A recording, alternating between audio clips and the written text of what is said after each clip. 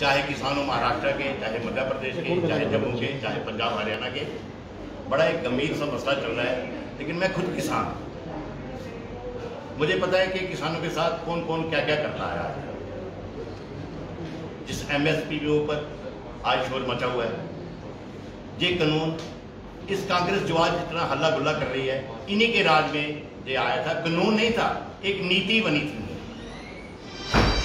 1967 और 67 की बात है, 66-67 बात, यानी 65 के बाद जब हरित क्रांति आई थी, उसके बाद एक नीति बनाई गई थी जो एग्रीकल्चर से रिलेटेड थी। MSP, इसके अंदर 23 फसलें आती हैं, तेल वाली अलग से, जो फूड के साथ खाने की चीजें वो अलग से, जो कैश क्रॉप है जैसे कपास हो गई, गन्ना हो गया, ये सारी मिला के 23 के अंदर आती है MSP के अंदर।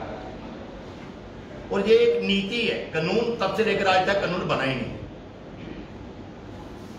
और इसके बाद जब मैं अपने JNK की बात करूं, ये MSP थी, लेकिन फिर भी यहां पे कभी कोई मंडी नहीं लगती। आज जो हमारे कांग्रेस वाले मेरे भाई, जो मेरे से ज्यादा सीनियर ही नहीं है और पहले मेरे से मंत्री भी रह चुके हैं, बड़ा हल्ला गुल्ला कर रहे हैं इस MSP के ऊपर कि मंडियां होनी चाहिए।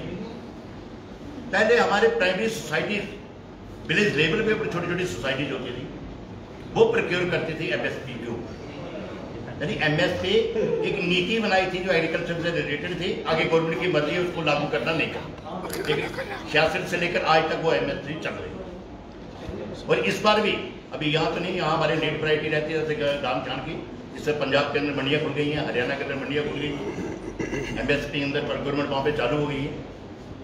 तो प्रोक्योरमेंट जो मैं कह रहा था, प्राइमरी लेवल सोसाइटीज के ऊपर एक करती थी, प्राइमरी लेवल सोसाइटी, गाँव की लेवल की एक सोसाइटी होती थी, फिर अपनी अटैच सोसाइटी जिसको जैकफेड कहते हैं, वो प्रोक्योर करके धान या गंदम जो भी, जहाँ 2 ही क्रॉप है हमारे इधर की जम्मू की, वो प्रोक्योर करके देते थे इनको अपने जैकफेड वाले, फिर जैकफेड वाले आगे देते थे उसको FC। और फिर वो जब BP सिंह ने एक नारा दिया था 10,000 रुपए कर्जे माफ हो, लेकिन वो जब लास्ट लोगों ने गंदम का खाद लिया था हमारे किसान भाइयों ने, जिसमें मैं खुद भी आता हूँ, लास्ट जो 1986-87 का जो गंदम का हम लोगों ने खाद दिया था, हमने सोचा कर्जे माफ हो रहे हैं सबके 10,000 रुपए के, किसी ने नहीं वो दिया, इसलिए सारी सोसाइटी डिफॉल्ट हो गई, सोसाइटी बंद। उस दिन से लेके 2008 तक कहीं कोई प्रोक्योरमेंट नहीं हुई। सब लोगों की दाम, चाहे गंदम हो चाहे चावल हो, मार्केट में अपनी मनमर्जी के रेट के ऊपर जाके बिकते थे। 22 साल तक कहीं कोई मंडी नहीं लगी। मंडियां पहले भी लगती थी, यानी जो सोसाइटी प्रोक्योर करती थी, सोसाइटी सारी वो डिफॉल्टर हो गई, सारी सोसाइटी बंद हो गई, और उसके साथ साथ जैकफेड भी बंद हो गई। जब प्राइमरी सोसाइटी बंद हुई, जैकफेड भी बंद हो गई। आजकल तो जैकफेड को क्लोज ही कर दिया उन्होंने। 22 साल तक कहां थे कांग्रेसी जो आज मेरे भाई इतना शोर कर रहे हैं? मैंने देखा वो कांग्रेस के प्रेसिडेंट साहब खुद झंडा उठा के घूम रहे हैं, वो उन दिनों मंत्री भी थे। वो हमारे एक सीनियर लीडर कांग्रेस के, वो भी मंत्री थे। एक हमारे RS परागी जानी जो खुद किसान है, वो भी मंत्री रहे हैं, लेकिन अपने टाइम में कहीं कोई मंडी नहीं खुलवा सके। 2008 में जब हमारे लोग जीत के गए 8 MLA, उनमें मैं था, 8 MLA अब जीत के गए, तो हमारी दूसरी असेंबली थी श्रीनगर के अंदर। मैंने एक ग्रेजुएशन लाया कि जो हमारी बासमती है, हमारे RS परागी बासमती, जम्मू की कठुआ की बासमती, इसके ऊपर बैन क्यों? अगर कश्मीर का चाव सेब, यानी कश्मीर की क्रॉप है सेब, चाहे वो हॉर्टिकल्चर से रिलेटेड है, वो है क्रॉप उनकी है सेब, वो बाहर जा सकता है स्टेट के, तो हमारी बासमती क्यों नहीं जा सकती? फिर 2008 में जब हम MLA बन के दूसरी असेंबली में, वो जाके इसके ऊपर बैन कर दिया। उसके बाद फिर भी मंडी खुलवाने के लिए हमें नेशनल हाईवे जाम करना पड़ा, पुंछ वाला नेशनल हाईवे जाम करना पड़ा। तब से जाकर मंडियां खुलना शुरू हुई थी। वो जब हमारे 8 लोग हम जो MLA जीत के गए, जो आज हल्ला गुल्ला कर रहे हैं, इन कांग्रेस को पूछो, मैं आपके माध्यम से सबसे पूछना चाहता हूं, भाई उस 22 साल तक आप कहां थे? उस 22 साल में क्यों मंडियां नहीं लगी? क्यों किसानों के साथ अत्याचार होता रहा? आज वो MSP के ऊपर बड़ा वो हल्ला गुल्ला कर रहे हैं। यानी हमारी गवर्नमेंट तो अभी दूसरा टेन्योर है हमारी गवर्नमेंट का, इससे पहले अटल जी हमारे रहे हैं। पूरे जितना भी सबसे 47 के बाद हमारा हिंदुस्तान आजाद हुआ उसके बाद जब भी इतनी गवर्नमेंट रही यही कांग्रेस की रही, लेकिन उस समय इन्होंने एमएसपी को कानून क्यों नहीं बनाया? इसको क्यों एक नीति रखी गई एग्रीकल्चर के साथ रिलेटेड? मैं आपके माध्यम से सबसे पूछना चाहता हूं उस समय क्यों कानून नहीं बना?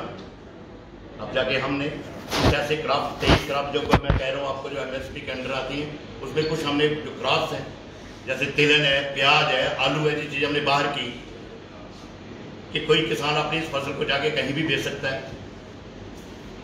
और एमएसपी फिर भी हमारी लागू है। यानी एक कानून ना पहले था ना आज कानून है। अगर हमने ये सब चीजें अगर अपनी किसान भाइयों को लेके है तो हम आपके माध्यम से हम किसान भाइयों को भरोसा दिलाते हैं कि एमएसपी का भी कानून हम बनाएंगे। अगर हम अपने किसान भाइयों को लेकर 3 कानून बना के ला रहे हैं, इसका भी कानून बनाएंगे। लेकिन जिन्होंने 60-70 साल राज किया इसके ऊपर, उन्होंने क्यों कानून नहीं बनाया जो आज कानून के लिए इसके ऊपर शोर कर रहे हैं, हल्ला गुल्ला कर रहे हैं? और आपने देखा पिछले 3 साल से, पिछले 2 साल से अगर किसान भाइयों की मदद की है तो हमारी मोदी गवर्नमेंट ने की है। 2-2 हजार रुपए की 3 किस्तों के तहत 6,000 रुपया पर एक साल का हमें किसान भाइयों को मिलता है। जो छोटे किसान है जिसको 4 एकड़ तक जिनकी जमीन उनको यानी 6,000 70 साल में किसी ने आज तक हमें कांग्रेस वालों ने एक पैसा तक नहीं दिया। अभी जो पीछे फसल खराब होगी, अभी जो आज हमारी खरीफ की खराब में निकलने वाली है, पिछली बार की जो खराब हुई थी उसमें 1,75,00,000 रुपया जो उसका रेंट जो आरसपुरा में दिया गया। मेरे एरिया में 5,96,00,000 रुपया 5,96,00,000 रुपया उसका मुआवजा दिया गया जो लोगों की फसलें खराब हुई थी। जो बाकी वाला कोरोना आ गया उसके बाद तो सारा बंद हो गया। जिन जिन लोगों की लिस्टें पहुंची थी, जिन लोगों ने था उन सबको बेचारों को उसका मुआवजा मिला। उसका यानी जो भी खराबा हुआ था वो सारे का सारा मिला। कहीं कोई गरीबों के साथ, कहीं कोई छोटे छोटे किसान उनके साथ कहीं कोई आजाद अत्याचार नहीं हुआ। जो भी आज तक हुआ सब कांग्रेस राज में हुआ। और आज ये हल्ला गुल्ला करते हैं कानून बना, इसको भी कानून बनाओ, पिछले जो 3 कानून लाए इनको वापस लो। आज जो हमारे जो नीति आ रही है कि जो बड़े बड़े हमारे अगर कोई आ जाएंगे व्यापारी लोग, वो क्या करेंगे, हमारी जमीन के साथ उनका कोई लेन देन नहीं है। वो उसकी जो झील निकली, उसकी जो फसल निकली, उसका हमारे साथ कंटेक्ट होगा, पर उसका भी लेना देना जो उसका होगा वो सारा किसान वो अपना जिसकी जमीन अगर मैंने आपने किसी को दी होगी तो उसकी रेख देख मैं ही करूंगा खुद। इससे कहीं कोई नहीं, एक खाली अपोजिशन की वो बनाने की लोग किसान भाइयों को, हमारे बेचारे किसान लोग अनपढ़ लोग होते हैं, उनको नाजायज किया जा रहा है, उनको तो बेवकूफ बनाया जा रहा है। कहीं कोई ऐसा नहीं है कि मैं खुद किसान हूँ। तो इसलिए हम आपके माध्यम से अपने किसान भाइयों को भरोसा दिलाते हैं कि कहीं कोई आपके साथ पूरा नाइंसाफी कहीं होगी, पूरा इंसाफ होगा। और जो आज तक हमारी गवर्नमेंट ने किया है मैंने आपके सामने रख दिया। और 22 साल तक जहाँ पर गवर्नमेंट बंद रही, कहीं भी मंडियाँ नहीं लगती थी। और इन लोगों से मैं पूछना चाहता हूँ आपके माध्यम से, इससे ज्यादा मैं क्या कहूँ, कहीं कोई और छोटी बड़ी बात होगी। एक सवाल है मेरा, आप विपक्ष पर निशाना साध रहे हैं, ठीक है, विपक्ष अपना काम कर रहा है, सत्ता पक्ष अपना कर रहा है, बड़ा सवाल ये है कि आपके एनडीए के साथी अकाली दल ने भी आपका साथ छोड़ दिया। वो कह रहे हैं कि आप किसानों के साथ गलत कर रहे हैं। वो तो आपके साथी थे, आपकी विचारधारा से जुड़े। नहीं, बात विचारधारा की नहीं, उनकी कोई जमीन आपकी खुद की कोई गिर रही होगी ना, उनके नीचे से जमीन निकल रही होगी, तो इसलिए उन्होंने भी साथ देना शुरू कर दिया होगा कांग्रेस भाइयों का। मैं ज्यादा इसके ऊपर ज्यादा नहीं बोलना चाहता, क्योंकि मुझे पता है कि कल वो फिर हमारे साथ आने वाले हैं, वो कल पूरे हमारे साथ आने वाले हैं, इसलिए मैं ज्यादा इसके ऊपर नहीं बोलूंगा। लेकिन उनको लग रहा होगा कहीं हमारी थोड़ी जमीन खिसक रही है। लेकिन मैं जहां अपने कांग्रेसियों की यहाँ की बात करूं, अपने जम्मू की बात करूं, मैंने कहा सोए थे 22 साल। सुब्रह्मण्यम जी, आपने कहा कि पिछले 70 साल में कांग्रेस ने एमएसपी को कानून क्यों नहीं बनाया, ये गलती की कांग्रेस और अब वो आपको कह रहे हैं कि आप कानून बनाइए। तो गलती कांग्रेस ने की, बीजेपी उसको क्यों दोहरा रही है? हाँ, हम गलती करने नहीं जा रहे हैं। अगर हमें 3 कानून बना रहे हैं तो ये वाला 4था कानून में मैंने कहा ना, हम ये इसको आप भरोसा रखो, ये कानून भी हम बनाएंगे।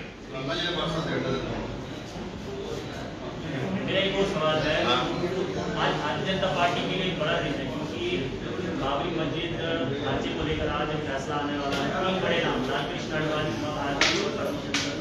तीनों पर आज फैसला है। क्या लगता है भारतीय जनता पार्टी किस प्रकार से देखती है, क्या बेल मिलेगी या फिर जेल?